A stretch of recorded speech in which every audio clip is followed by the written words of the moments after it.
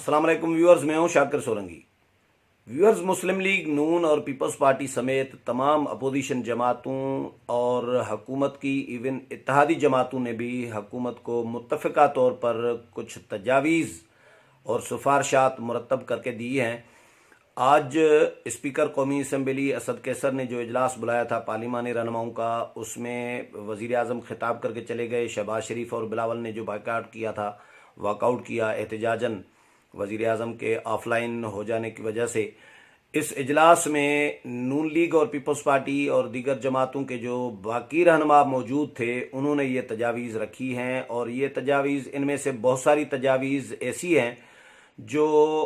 Opposition की तो मुत्तफ़िका तौर पर हैं, लेकिन अपोजिशन के साथ काफ लीग, MQM और BNP मैंगल जो हुकूमत की इत्तेहादी जमातें हैं, उन्होंने भी इन तजावीज़ पर इत्तफ़ाक़ किया है और हुकूमत को ये तजावीज़ उन्होंने दी है। हुकूमत इन पर क्या अमल करेगी नहीं करेगी, ये बहुत बड़ा इम्पॉर्टेंट सवाल होगा। इसमें मैं तजावीज़ आपके साथ शेयर करता हूँ कि कौन कौन सी तजावीज़ दी है अपोजिशन ने, लेकिन इसमें कुछ नून लीग की अलग भी तजावीज़ शामिल हैं। तजावीज़ में जो मुत्तफ़िका तजावीज़ हैं अपोजिशन और हुकूमत की इत्तेहादी जमातों की, उसमें एक तो वज़ीर आज़म इमरान ख़ान पर ज़ोर दिया गया है कि वज़ीर आज़म इमरान ख़ान सिर्फ़ इस्लामाबाद का वज़ीर आज़म बनने की बजाय पूरे मुल्क का वज़ीर आज़म बने और तमाम सूबों की क़यादत करें, लीड करें। कौमी क़यादत का एक रियासती सतह पर जो फुक़दान है, इस पर तशवीश का इज़हार किया गया है अपोजिशन की जानिब से, और वज़ीर आज़म से ये मुतालबा किया गया है कि वो सिर्फ़ इस्लामाबाद का न सोचें, इस्लामाबाद के वज़ीर आज़म न बने, बल्कि पूरे मुल्क का वज़ीर आज़म बने। इसके अलावा और ये भी कहा गया है कि इस वबा से निमटने के लिए पंजाब में बल्दियाती इदारों को बहाल किया जाए, ताकि ग्रास रूट लेवल पर जो इमदादी काम है या वबा से निमटने के लिए जो इकदाम किए जा सकते हैं, वो पॉसिबल हो सकें। और ये भी कहा गया है कि जो काम वफाकी हुकूमत को करना चाहिए था, वो काम अपोजिशन ने किया है। यानी अपोजिशन ने जो गुज़श्ता रोज़ सबसे पहले हुकूमत से पहले APC बुलाई और डिस्कस किया, इस पर सर जोड़ कर अपोजिशन की जमातें बैठी, हुकूमत के इत्तेहादी जमातों को भी बुलाया। ये काम हुकूमत को करना चाहिए, लेकिन आज स्पीकर ने किया है। ये स्पीकर का भी हुकूमत का नहीं है, ये स्पीकर हुकूमत के नहीं होते, वो पार्लियामेंट के स्पीकर होते हैं और तमाम जमातों के बराबर के स्पीकर होते हैं। तो हुकूमत ने अभी तक कोई इकदाम नहीं किया। वज़ीर आज़म साहब तो अपोजिशन से बात करना पसंद नहीं करते, ज़ाहिर है टेलीफोन करना भी पसंद नहीं करते, सबको पता है ये। इसके अलावा ये भी अपोजिशन जमातों ने डिमांड की है कि वफाकी हुकूमत सूबों को जो मतलूबा और ज़रूरी जो वसाइल हैं वो फौरी तौर पर फराहम करे, और हुकूमत अपोजिशन के साथ मिलकर एक मुत्तफ़िका कौमी पॉलिसी बनाए।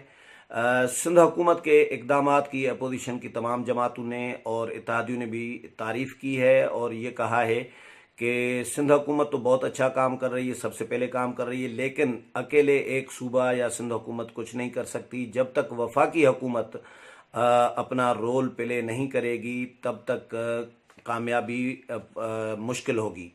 इसके अलावा डॉक्टर्स, नर्सेज और मेडिकल जो स्टाफ है, उनकी हिफाजत के लिए हिफाजती जो किट्स हैं, उनको फौरी तौर पर फराहम करने का और ज़रूरी जो सामान है वो मुहैया करने का मुतालबा किया गया है। नेशनल एक्शन प्लान और नेशनल टास्क फोर्स कायम करने का भी मुतालबा किया गया है। इसके अलावा उलमा इकराम, मजहबी रहनुमाओं और मीडिया समेत तमाम ज़राए को इंसानी जानें बचाने के लिए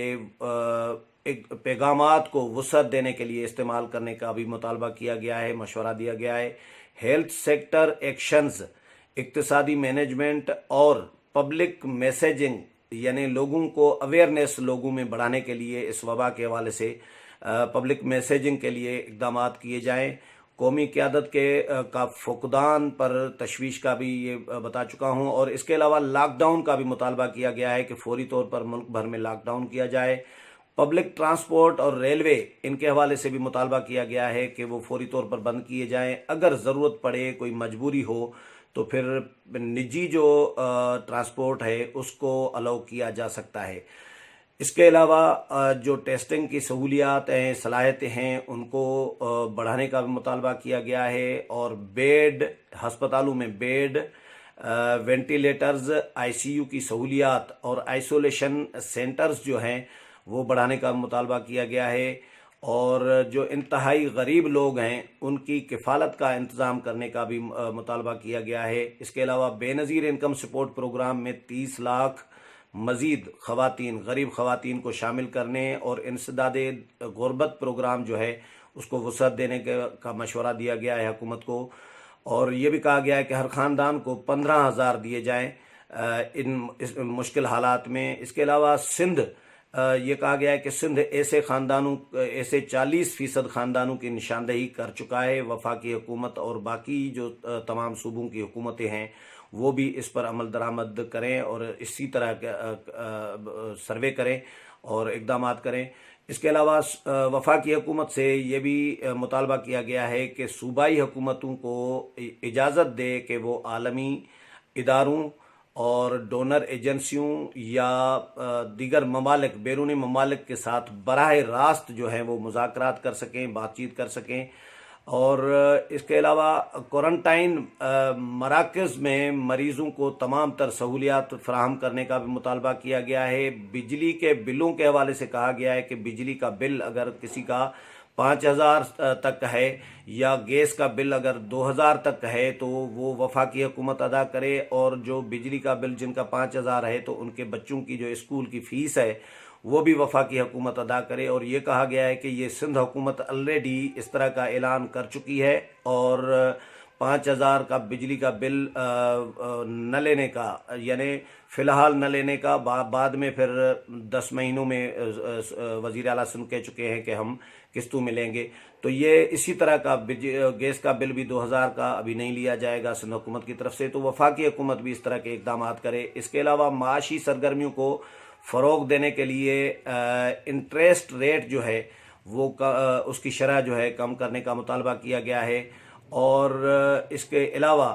جو تیل کی قیمتیں ہیں ان میں کمی جو ہوئی ہے اس کا فائدہ یا جو اس کا اثر جو ہے وہ کہا گیا ہے کہ عوام تک بھی پہنچنا چاہیے اور فائدہ عوام کو ملنا چاہیے، سندھ تک بھی اس کو بڑھایا جائے۔ ای او بی آئی، اب نون لیگ کی جو تجاویز ہیں وہ میں آپ کے ساتھ شیئر کرتا ہوں کہ نون لیگ نے کچھ اور تجاویز بھی دی ہیں جن میں یہ کہا گیا ہے کہ ای او بی آئی کا جو فنڈ پڑا ہوا ہے اس کو بھی اس مشکل وقت میں غریبوں کی، عوام کی مشکلات حل کرنے کے لیے استعمال کیا جا سکتا ہے، اور اس کے علاوہ فنانشل ایمرجنسی کا نفاذ فوری طور پر کیا جائے، پالیسی ریٹ میں کم از کم 4% تک کمی کی جائے، یہ نون لیگ نے مطالبہ کیا ہے وفاقی حکومت سے۔ اور بے نظیر انکم سپورٹ پروگرام کے حوالے سے یہ کہا گیا ہے کہ جو اس پروگرام کے تحت جو مستحق خاندان ہیں، غریب خاندان ہیں، ان کو کم از کم 3,000 روپے ماہانہ دیے جائیں، اور یہ جب تک یہ مشکل وقت چل رہا ہے یا یہ وبا جب تک چل رہی ہے، کرائسس چل رہا ہے، جب تک ایمرجنسی کی صورتحال ہے تب تک یہ پیسے جاری رکھے جائیں، اور یہ رقم